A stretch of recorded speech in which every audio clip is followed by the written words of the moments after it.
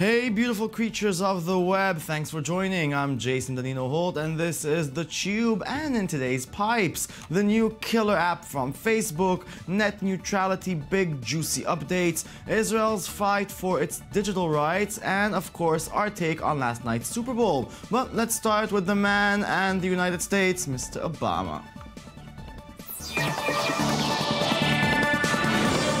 President Barack Obama went on a little victory tour after his very successful State of the Union address. So he did what any president would do, went on a Google Hangout. Obama answered questions submitted by Americans about his State of the Union address in Google Plus Hangout on Friday. The president's staff dubbed the event as a virtual road trip and said it's a chance for citizens to get involved in the conversation about policy. It was another powerhouse move by Obama, showing his strength at what he and his media team do best, ruling all social media. Instead of, running his empire, well, this is what it looked like. Sheila, it's great to talk to you, and thanks for the question. I think this is one area where I am modestly optimistic about Congress acting this year. And part of that optimism is that it's so obviously the right thing to do. What's our country's stance on these protests that are going on there, the Euromaidan protests, and what does the administration plan to do to assist the protesters in Kiev?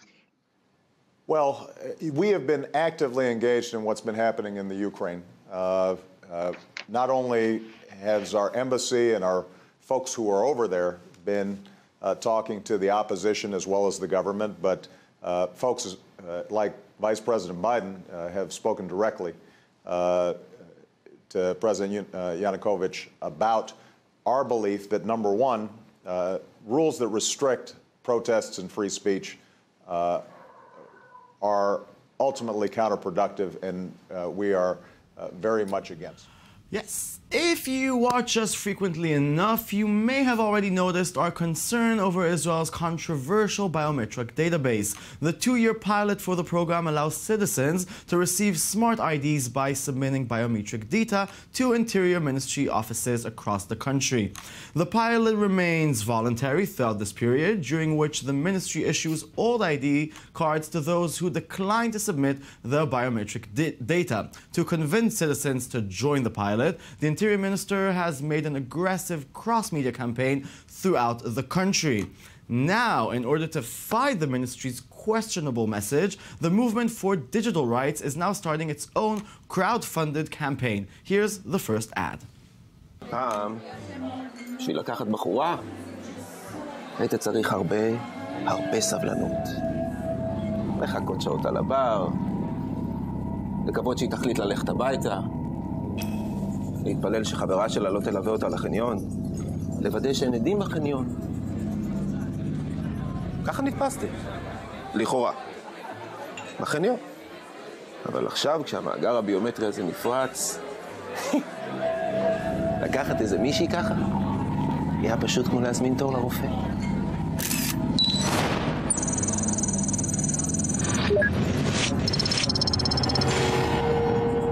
אבל לא הייתה טענה שרק עבריינים צריכים לחשוש מהמאגר הביומטרי? לא שמעת? עבריינים משתמשים בכפפות.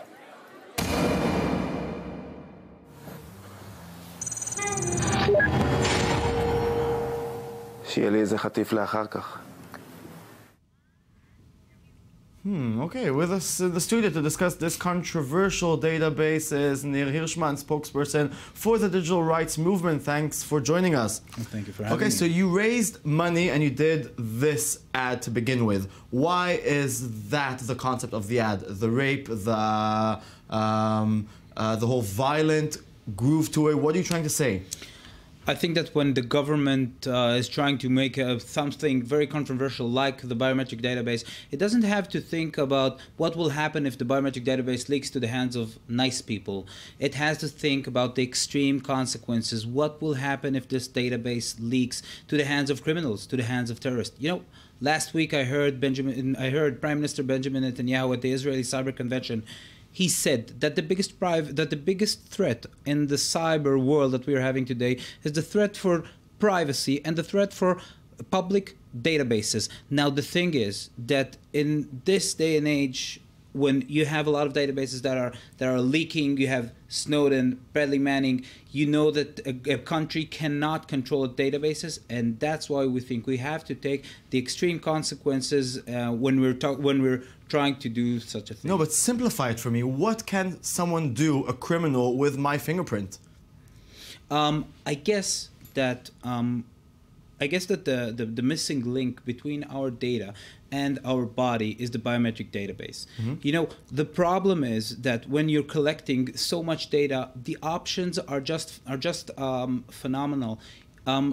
It can result into a catastrophic thing that you will not be able to see the consequences. I guess that the main example that we can tell is that this is what's happening in the world. You know, David Cameron's election promise was to cancel the British biometric database, and he did that. The Netherlands erased their biometric database. Germany did not enter this path at all. In the United States, you don't have ID cards to most of the citizens. So the whole Western world is backing away from biometric databases. But I'm sorry, you didn't answer my question. What can a criminal do with my fingerprints? Why am I, as a citizen, should be afraid of the biometric database and not happy that someone is protecting me? Well, you know, on the debates in the parliament, there was one of the senior police officers that was there was asked if the biometric database will help to solve crimes or to prevent terrorism. Well, he said, frankly, he said no. It won't help catch any criminals. It won't help anything. What the Interior Ministry says that it will help the government to try and prevent ID forgery. I don't know if that kind of database, with all its dangers, is the right measure for that issue. Okay, so how do you fight such a large and expensive campaign like the government's one? Well, we actually can't really fight it, but we can try. And what we did was to crowdfund a small campaign, a small but with kind of a sting. And what we're doing is that we're publishing it online. We're sharing it on Facebook and on Twitter and on YouTube, and we're trying to get the public to acknowledge it. It's not the money issue here. I guess that when the public sees that there's something that is so controversial, they will not go through with it. And we hope that this experiment will just fail, and the biometric database will be cancelled as it was cancelled in most of the Western world's countries. Okay, and what's your next move? Well, the next move is another ad that we're going to publish in, I guess, 3 or 4 days. And then the other ad is more descriptive. It says, well, generally it says that the biometric database is as if the government will come to you and say, well, give me the password for your Gmail account, Twitter, Facebook, and then the government will say, well, I'll keep them for you. Now, the governments all over the world know that they can't really keep secrets, and databases always leak. So now that's what we're going to do. We're going to publish this ad, and hopefully this will result in the measure that we want. Okay, thank you very much. Thank you very much. And good luck in your next moves, and may the biometric system fail. And now for the battle for net neutrality. This battle is continuing. Internet's freedom activists delivered a whopping 1 million sign letters to the Federal Communication Commission Thursday. Earlier in January, the U.S. Court of Appeals struck down the FCC's rules to protect net neutrality, and activists say that's a direct result of FCC mismanaging its own rules back in 2010. The case will probably end up before the Supreme Court. It's time for the agency to correct its past mistakes, reclassify broadband as a telecommunications service, and restore net neutrality for good, said Free Internet Campaign Director Josh Levy. And I say, you go, Josh, you go. And now, we may have finally found the Facebook killer app, and it comes from Facebook itself. This morning, Facebook is announcing the release of a new standalone iPhone app called Paper. Contrary to earlier rumors, it's much more than just a news-reading app. It's a complete reimagining of Facebook itself. Paper takes the standard Facebook news feed and recreates it as an immersive, scrolling set of visual-based screens. The app will start rolling out to users as of today, so start looking for it in your app store. Here's a peep into the new world of Facebook. Stories come in all shapes and sizes. They can be told with words or with a single picture.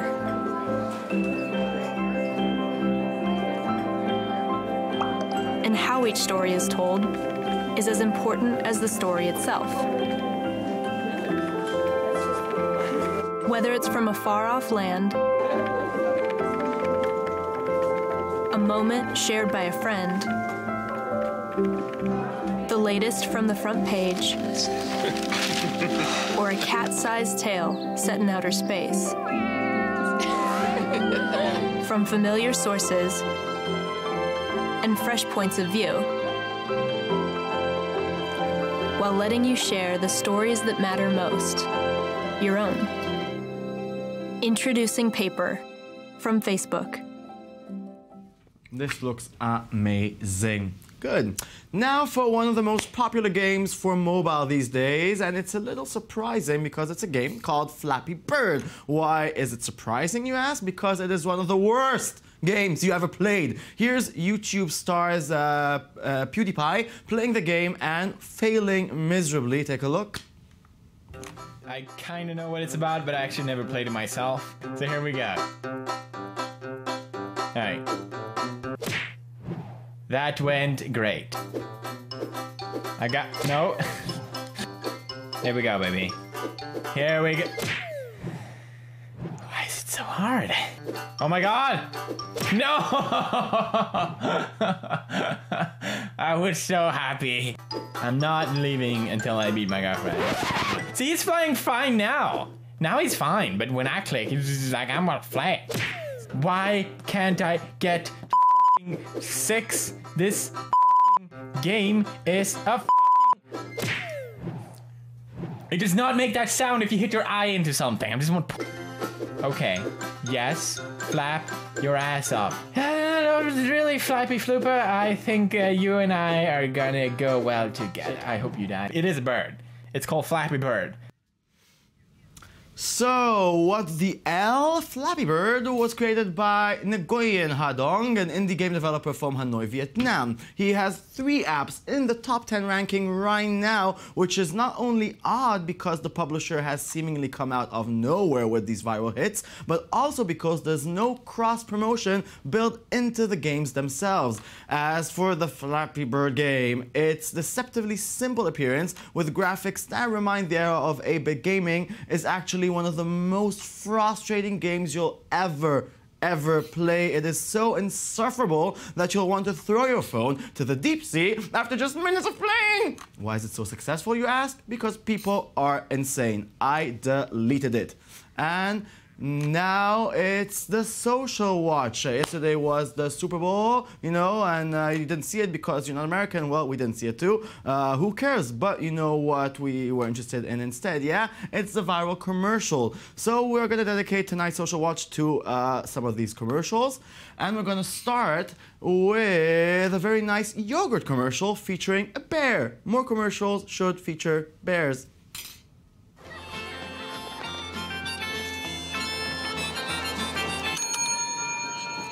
Today.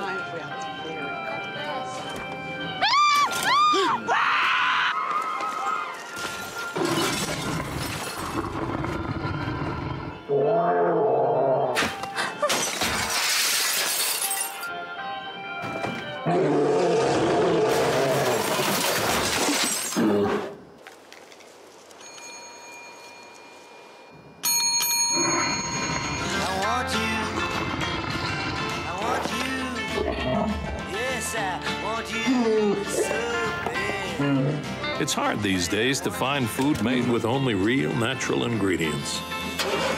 But at Chobani, it's the only way we know how. A cup of yogurt won't change the world. Are you all right? But how we make it might. Chobani, how matters. And another commercial that we thought was cutie, it's the Newcastle Ale commercial that is all about the megalomaniac Super Bowl commercials. It's, it's making fun of the Super Bowl commercials. It's making fun of them. Take a look. I was really excited to make a commercial with Newcastle, but then it turns out they don't even have the money or permission to make a commercial. They can't even say the word is bleeped. I don't even think they can say, like, game. I don't think you can mention football, like, in any capacity. How the are you going to make a commercial without saying the words? I was surprised. And that's it. Before we say goodbye, last night passed away one of the most brilliant, inspiring, talented souls that walked on this earth. His name is Philip Seymour Hoffman, and we will no longer have the chance to see him in any other movie. It's very, very sad. So goodbye, Philip, and see you tomorrow. Goodbye.